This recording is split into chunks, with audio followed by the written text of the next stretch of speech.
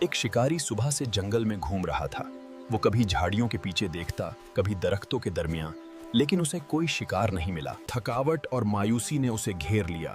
چنانچہ وہ تھوڑی دیر آرام کرنے کے لیے ایک گھنے درخت کے نیچے بیٹھ گیا۔ اچانک اس کی نظر سامنے والے درخت پر جا پڑی، جہاں ایک فاختہ آ کر بیٹھ گئی تھی۔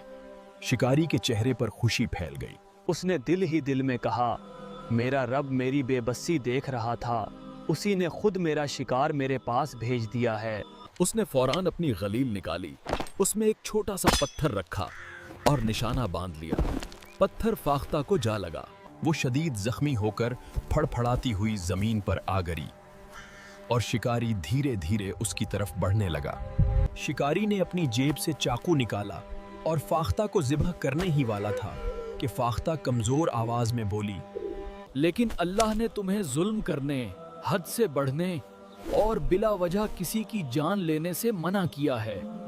اے انسان، میں جانتی ہوں کہ اللہ تعالیٰ نے یہ دنیا تمہارے لیے پیدا کی ہے، مگر اس نے تمہیں اگر انسان نافرمانی کرے تو وہ اللہ کی پکڑ سے نہیں بچ سکتا۔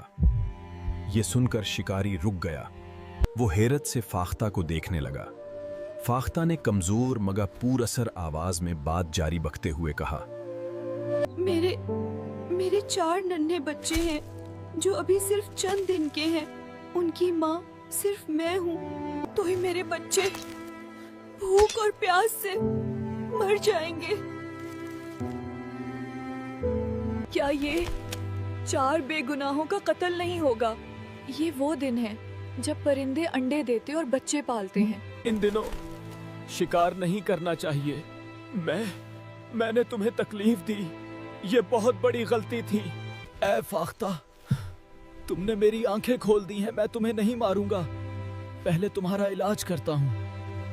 اس نے فاختہ کے زخم پر مرہم لگایا، اسے دانہ اور پانی دیا۔ کچھ دیر بعد فاختہ نے سکون کا سانس لیا اور اپنے پر ہلانے لگی۔ اب مجھے اپنے بچوں کے پاس لے چلو، جب تک تم ٹھیک نہیں ہو جاتی اور تمہارے بچے بڑے نہیں ہو جاتے۔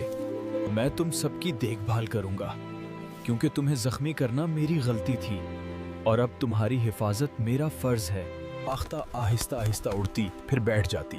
شکاری اس کے پیچھے چلتا رہا۔ آخرکار وہ ایک درخت کے نیچے آ کر رک گئی اور اوپر دیکھنے لگی۔ شکاری سمجھ گیا کہ یہی اس کا گھونسلہ ہے۔ وہ درخت پر چڑھا تو وہاں 4 ننھے ننھے بچے موجود تھے۔ اس نے احتیاط سے گھونسلہ اٹھایا اور نیچے آ گیا۔ فاختہ خوشی سے اپنے بچوں کو دانہ کھلانے لگی۔ شکاری ان سب کو اپنے گھر لے آیا۔ وہ روزانہ ان کی دیکھ بھال کرتا، انہیں دانہ دیتا، پانی پلاتا رہا۔ وقت گزرتا گیا، فاختہ صحت مند ہو گئی اور اس کے بچے بھی بڑے ہو کر اڑنے لگے۔ ایک دن شکاری نے کہا، اے فاختہ، تم نے مجھے ظلم کرنے سے بچا لیا۔ میں تمہارا پیغام لوگوں تک پہنچاؤں گا تاکہ کوئی بھی ان دنوں میں پرندوں اور جانوروں کو نقصان نہ پہنچائے، ورنہ ان کی نسل ختم ہو جائے گی۔ اب تم اور تمہارے بچے آزاد ہو، جہاں چاہو جا سکتے ہو۔